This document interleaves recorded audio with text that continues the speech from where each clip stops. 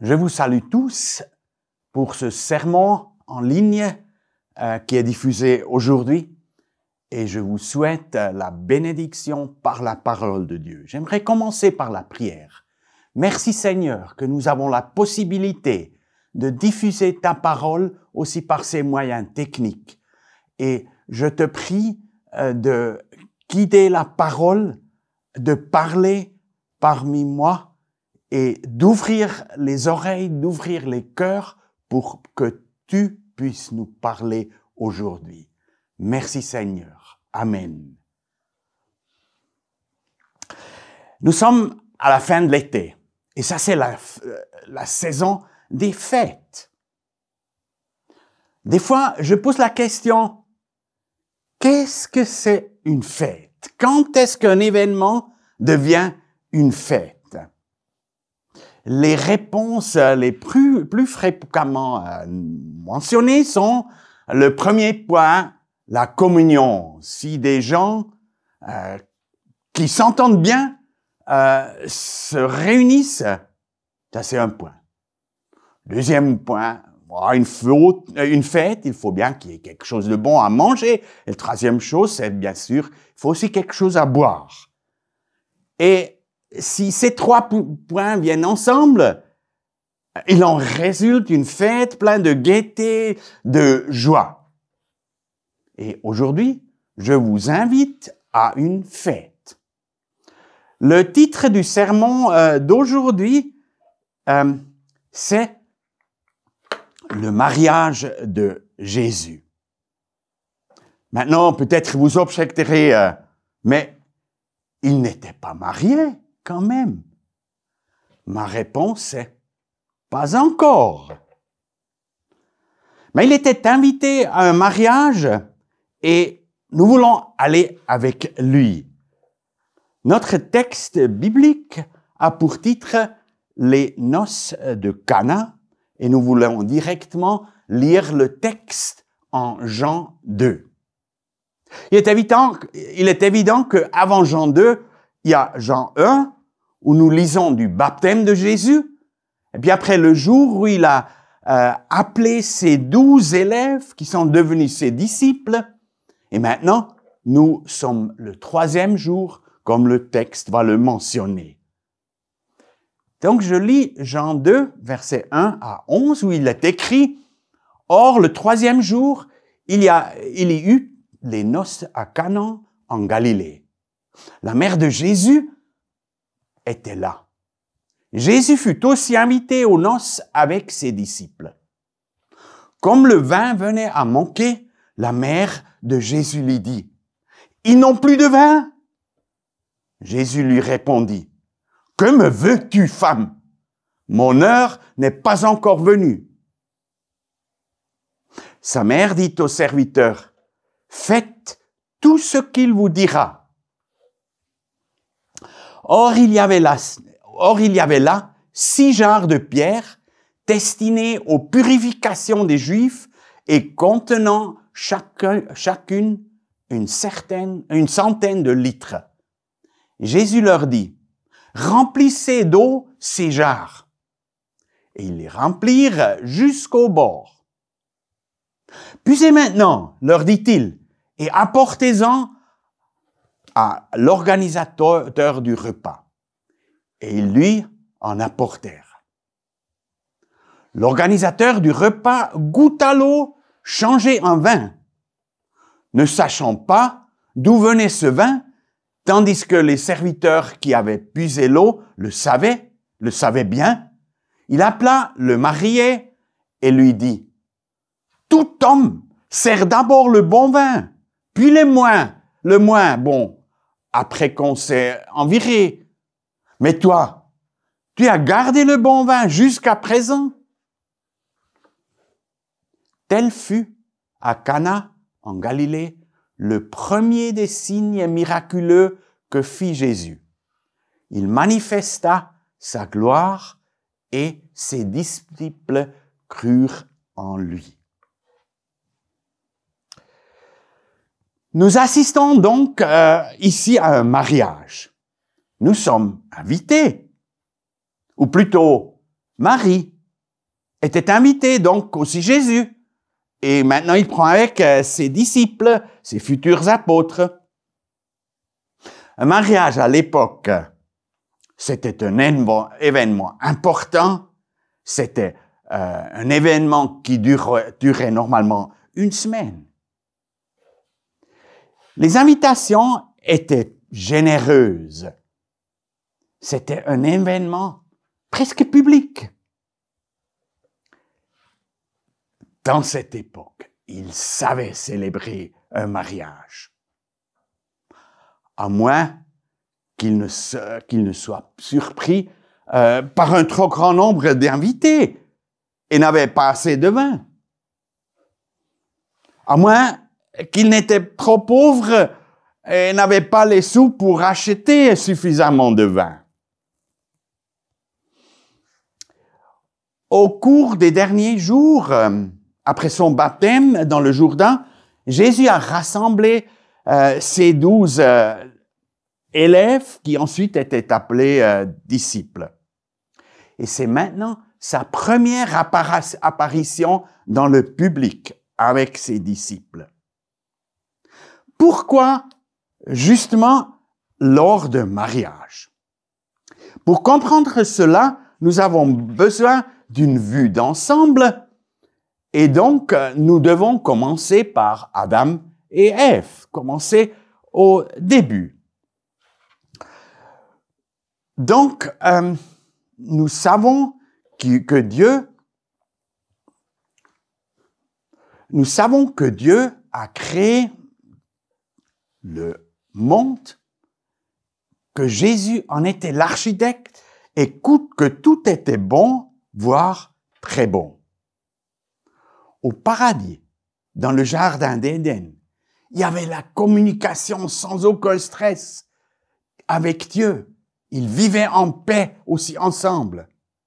Ils avaient tout ce dont ils avaient besoin pour vivre. Ils avaient assez à manger, ils avaient assez à boire, ils avaient la communauté, la communion. Donc, c'était la fête. Mais il venait le jour où la fête a été ruinée par la chute. Et ça a été suivi par l'expulsion du jardin. Après cela, l'Ancien Testament est plein d'indices qui annoncent la venue de quelqu'un qui va relancer la fête. Et maintenant, le voici. Lors de sa première apparition, lors d'une fête qui risque d'échouer, car il n'y a pas assez de vin. La série de fêtes avec Jésus, elle va se poursuivre comme nous allons le voir. Les noces de Cana ne sont pas seulement la première apparition publique, mais aussi l'endroit de son premier miracle, comme le texte le souligne encore. Nous avons lu l'histoire. Il semble qu'elle se soit simplement rendue un peu poussée par la mère, par Marie. Vraiment?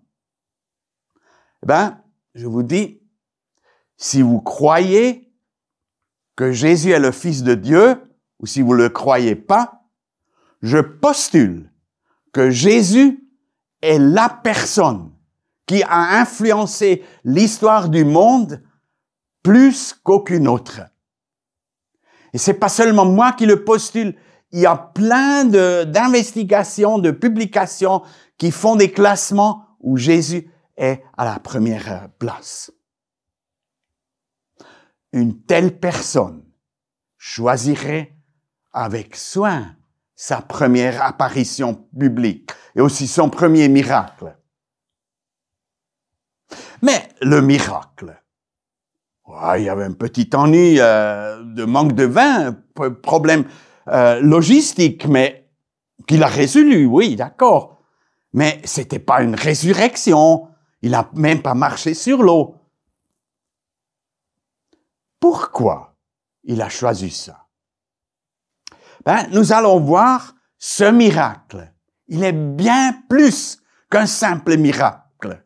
C'est plutôt une parabole pour la vie de Jésus.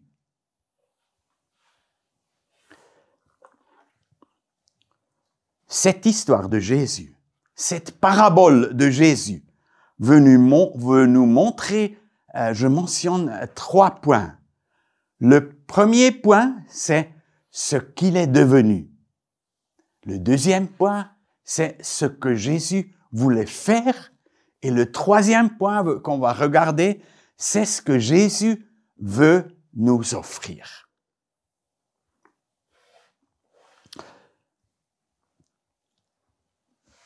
Les mariages, à l'époque, étaient des événements, mais majeurs, avec beaucoup d'invités qui duraient, on l'a mentionné déjà, normalement 1 semaine.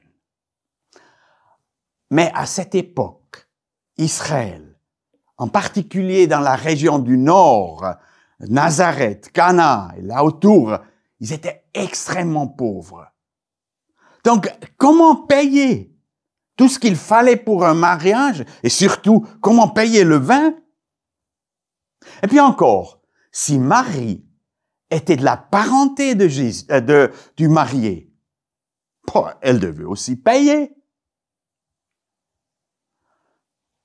Et puis, elle, probablement, elle était déjà veuve, donc elle n'avait pas de quoi payer.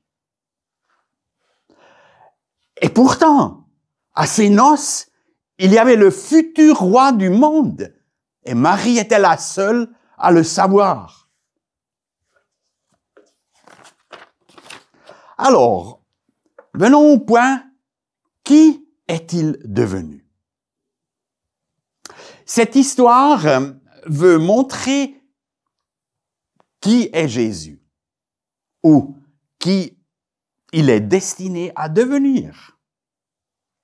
Le verset final de ce texte nous dit « Il manifesta ainsi pour la première fois sa gloire divine. » Gloire. Qu'est-ce que cela signifie? Voyons voir. La fête, ces noces-là à Cana, cette fête avait une personne clé. Moi, je l'appelle le maître de cérémonie. Et celui-là, ce maître de cérémonie, il a un vrai problème, mais il n'a pas de solution. Et puis, dans une culture où la pudeur est de mise, la pudeur est de mise, c'était une honte pour la personne responsable de ne pas avoir assez de vin. Marie, attentive, sensible, elle remarque la situation, elle agit et demande à Jésus d'intervenir. Et Jésus, il résout le problème. Il sauve la cérémonie. Ainsi, lui, il devient lui-même le maître de cérémonie. Il a sauvé la fête. D'ailleurs, en faisant ce premier miracle lors d'un mariage, il donne aussi de l'importance à l'institution de mariage en tant que telle, avec son premier miracle lors d'un mariage. Et de plus, il montre sa grandeur et sa gloire en produisant 600 litres du meilleur vin. Donc, le nouveau maître de cérémonie, il établit la fête, il rétablit la fête et il montre ainsi que il est la personne qui va rétablir aussi la fête qui a été rompue dans le jardin d'Éden. Comment en est-on arrivé là? La mère, Marie, elle a dit, il n'y a plus de vin. Et là-dedans, il y avait une exigence, fais quelque chose. Et puis, vient le verset 4, ce verset miraculeux, on pourrait dire, énigmatique aussi. « Que me veux-tu, femme? Mon heure n'est pas encore venue. » La réponse de Jésus, elle a deux parties. Donc, la première partie, cela ne me regarde pas, donc on voit que ses pensées étaient ailleurs. Et la deuxième partie, mon temps, mon heure n'est pas encore venue. Alors, que se passe-t-il? D'abord, il dit, ne me parle pas de ça, ça ne me regarde pas. Et puis, juste après, il agit et accomplit son premier miracle.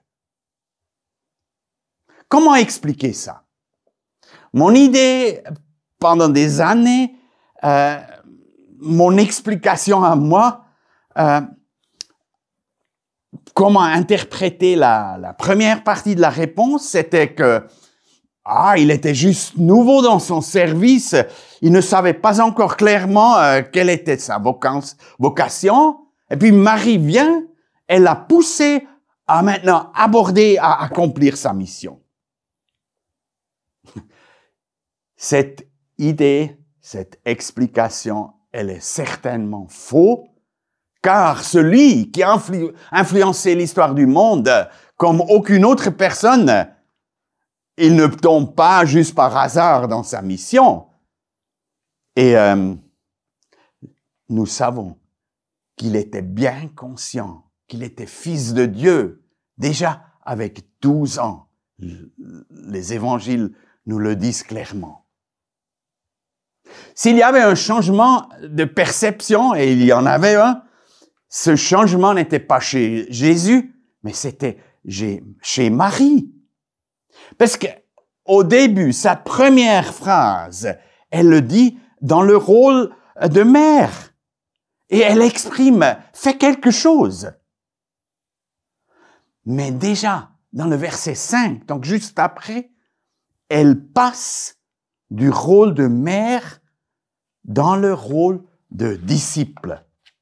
Et elle dit aux serviteurs, faites tout ce qu'il vous dira. Donc, elle conduit ainsi les serviteurs à l'obéissance envers Jésus. Quel comportement exemplaire. Mais, que se passe-t-il ici? Que pense Jésus?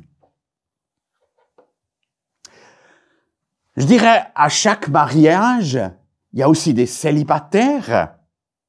Et presque tous ces célibataires, ils pensent à leur propre mariage. Jésus aussi. Mais pas comme nous, mais d'une manière beaucoup plus profonde. Nous le verrons plus tard. Venons maintenant au deuxième point. La question, ce qu'il voulait faire. Parce que ce qu'il pense en ce moment est beaucoup lié à ce qu'il voulait faire. Ce qu'il dit, c'est que mon temps ou mon heure n'est pas encore venu. C'est quand même très étrange parce que juste après, il accomplit quand même le miracle. Alors pourquoi? Alors, si on regarde de plus près, on remarque que cette expression mon temps, mon heure, l'expression grecque qui est derrière, elle est utilisée à au moins 13 endroits dans le Nouveau Testament et chaque fois, quand c'est mentionné, c'est là pour désigner sa mort. Donc, il dit, ce n'est pas encore l'heure où je dois mourir. Mais Jésus, maintenant je ne comprends plus rien. On est quand même à une fête de noces et tu penses à la mort? Qu'est-ce qui se passe? Revenons à l'histoire. Le verset 6 mentionne 6 jarres en pierre d'une taille de 80 à 120 litres. Puis c'est encore mentionné destiné aux purifications des Juifs. cette mention du but, du type des jarres, leur donne la signification. Et ça, c'est important. Et puis, nous remarquons que les jarres sont vides. Pour moi, c'est un symbole que le rituel qui est derrière, le rituel est devenu vide. Rien qu'un symbole, sans puissance, sans pouvoir. Et Jésus, il les fait remplir. Littéralement, mais aussi symboliquement. Il voulait montrer que ce que signifie vraiment la purification.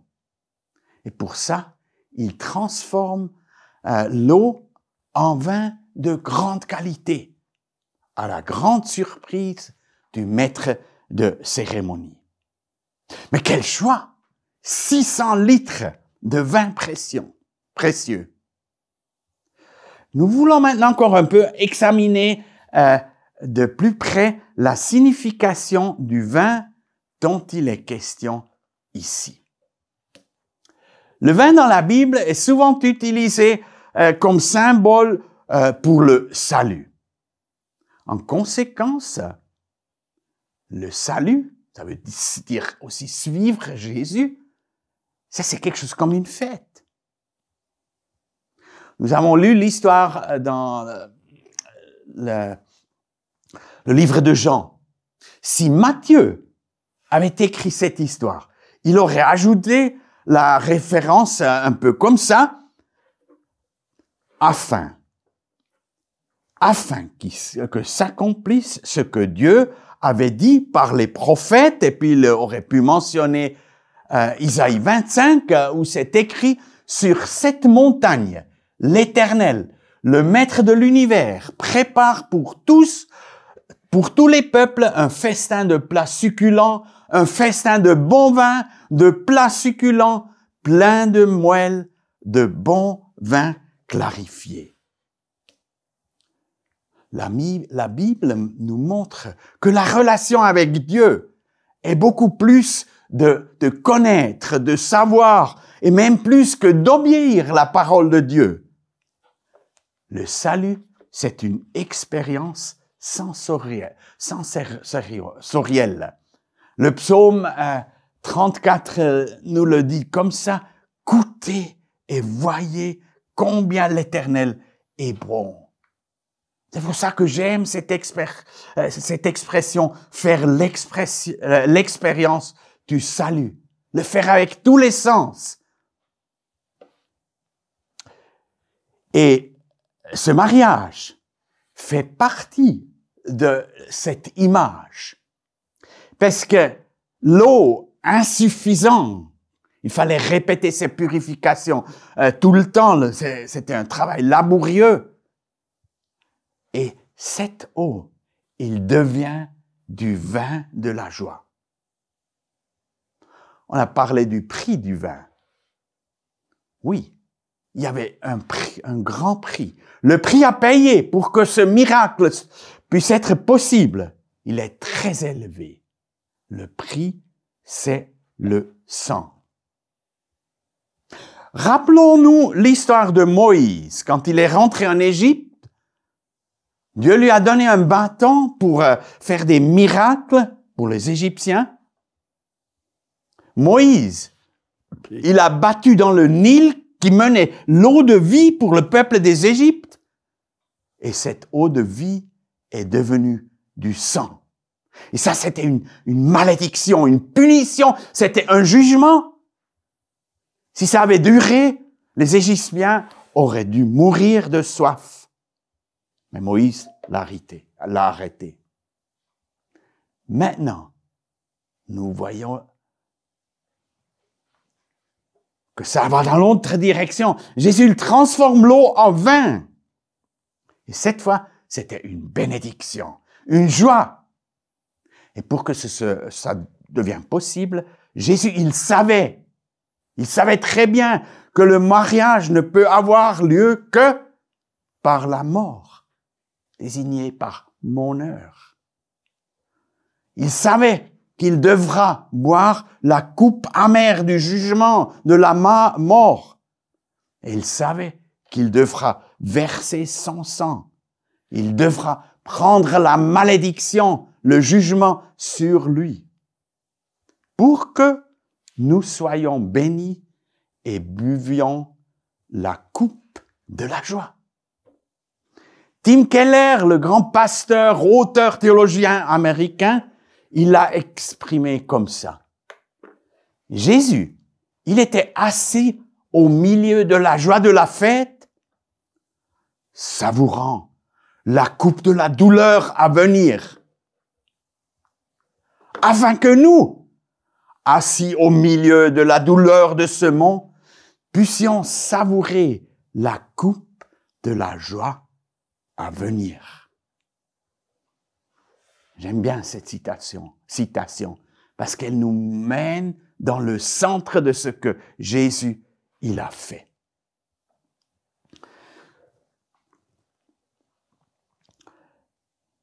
Le vendredi saint, nous célébrons le jour où Jésus, sur cette montagne dont Ésaïe a parlé, il s'est approché de cette montagne où ça s'est produit, où cette mort lui a atteint. La veille, le jour avant sa mort, il était avec ses disciples pour célébrer la Pâque. C'était une des fêtes les plus importantes des Juifs. Et cette fête, elle allait beaucoup plus loin que d'être seulement une tradition. C'était un commandement de Dieu. Il devait abattre un agneau.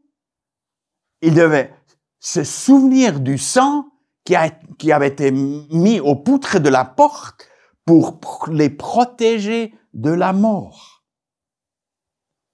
Pour empêcher la mort du fils, le premier-né. Si on lit dans la Bible de cette soirée où il était avec ses disciples pour fêter les Pâques, on lit rien du tout d'un agneau qu'ils auraient abattu.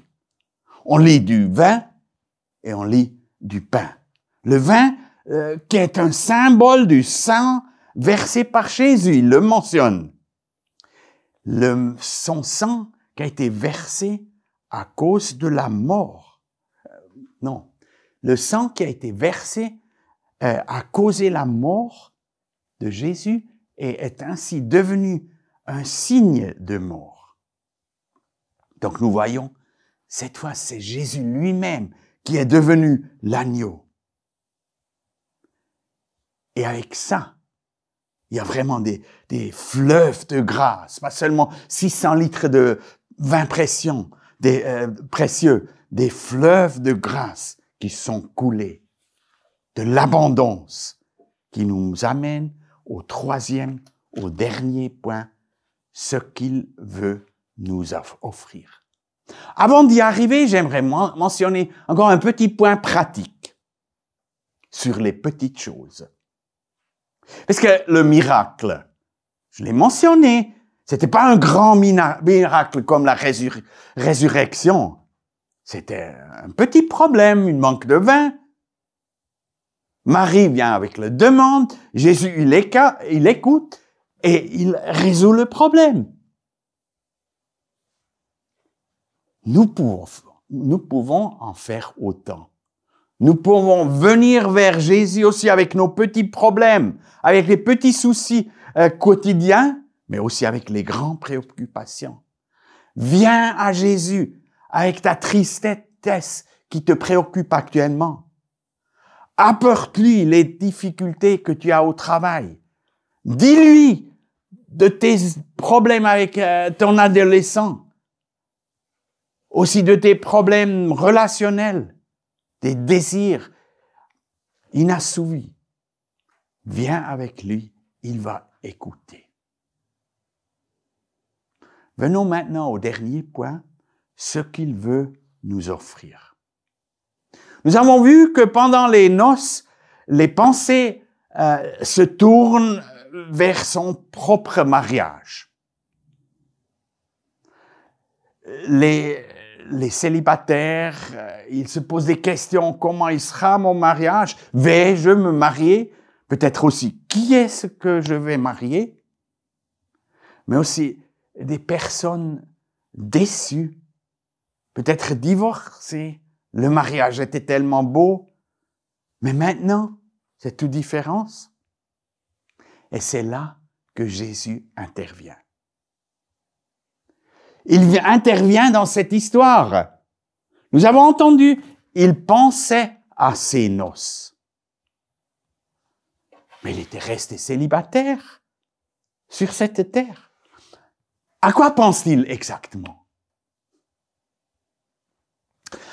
Pour décrire notre relation de nous avec Dieu, la Bible utilise différentes images. Par exemple, Dieu, il est notre Père, nous ses enfants. Dieu, il est notre roi, nous son peuple. Dieu, il est notre berger et nous ses brebis. Toutes ces belles images sont bibliques, mais elles suffisent pas pour comprendre notre relation que Dieu veut avoir avec nous en profondeur. Déjà, dans l'Ancien Testament, nous trouvons sans cesse la plus belle comparaison que la Bible utilise, la comparaison entre la relation avec Dieu et la relation conjugale. Isaïe en est plein. Jérémie le mentionne au début de son livre. Ézéchiel en parle. Osée en est un exemple. Ils en parlent tous. Donc, ça doit être important. Nous avons posé la question suivante. Qu'est-ce qu'il est devenu Jésus? Nous avons vu, tout d'un coup, il est devenu le maître de cérémonie, d'accord, oui. Mais ça va plus loin. Il est devenu notre époux.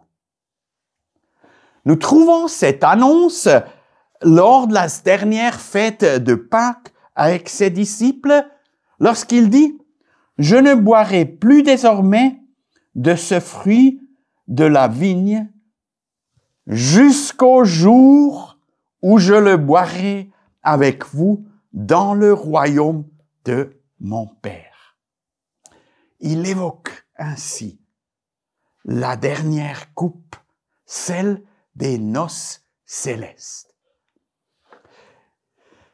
C'est ce dont parle Apocalypse 19. Nous voulons lire deux versets de ce texte où il est écrit « Alléluia!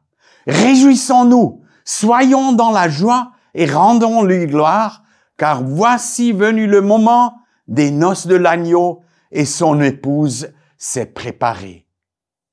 Heureux ceux qui sont invités au festin des noces de l'agneau. » Nous sommes invités au festin de noces.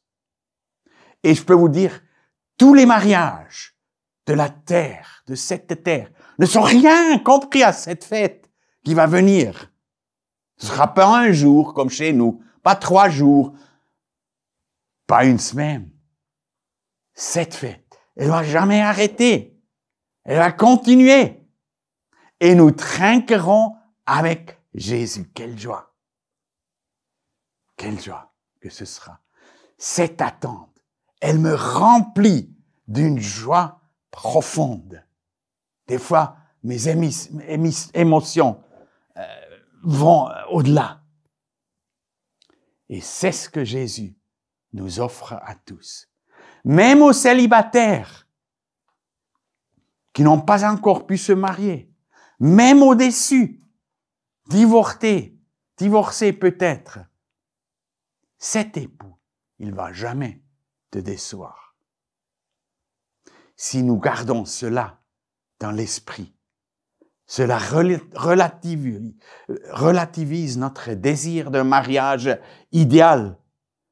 Le mariage de l'agneau, ça éclipse tout sur cette terre. Ensuite, la Bible. Nous serons ensemble pour toujours. C'est ce que la Bible dit. Jésus comme époux. Nous comme communauté des époux. Ainsi, le cercle va se fermer. Je vais encore une fois faire le tour du cercle que nous avons vu. On a commencé dans le paradis où il y avait la fête, mais après il y avait la chute et il y avait premier point de culmination lors du déluge. Quel tragique qu'il y a derrière. Mais nous avons vu les noces de Cana qui ont annoncé, maintenant ça va se passer. Après ça, à Pâques, le vin est devenu le sang, symbole pour le sang de Jésus. Et on a vu la restauration de la fête. Elle est imminente. Et elle va se faire par les noces de l'agneau où on aura le rétablissement de la fête originelle. Des fois, on dit, ce sera dans la ville d'or. Ouais, c'était le plus beau qu'on pouvait s'imaginer à l'époque. Aujourd'hui, on aime peut-être un peu plus la perfection de la nature. C'est pour ça que j'ai mis cette photo-là. Je veux finir par la bénédiction. Après ce service, nous sommes devant une semaine peut-être plein de défis. Nous pourrions alors penser cette relation difficile, cette cohabitation tendue ou tout ce qui nous attend. Qu'est-ce que je veux faire avec? Mais le psalmiste David, il nous dit, et c'est ce que nous voulons retenir comme bénédiction de Dieu, David dit dans le psaume 31, « Mais moi, je me confie en l'Éternel. Je dis, tu es mon Dieu. Fais briller ton visage sur ton serviteur. Sauve-moi par ta grâce. » Merci Seigneur, que tu as rétabli la fête qui a été brisée par la chute au paradis. Merci que tu es venu sur cette terre pour donner ton sang et ton corps pour moi, pour mourir pour moi, afin que nous puissions vivre avec toi. Merci pour l'espoir de vie éternelle que tu nous as donné. Et maintenant, nous pouvons et voulons nous réjouir de cette fête de mariage qui ne finira jamais. Amen. Je peux vous inviter pour le prochain sermon en ligne qui sera diffusé le 14 septembre. Nous vous invitons cordialement à y participer. Mais, si vous souhaitez vivre une véritable fête, je vous invite à assister à un vrai culte qui donne un tout petit avant-goût du mariage céleste. Que Dieu te bénisse.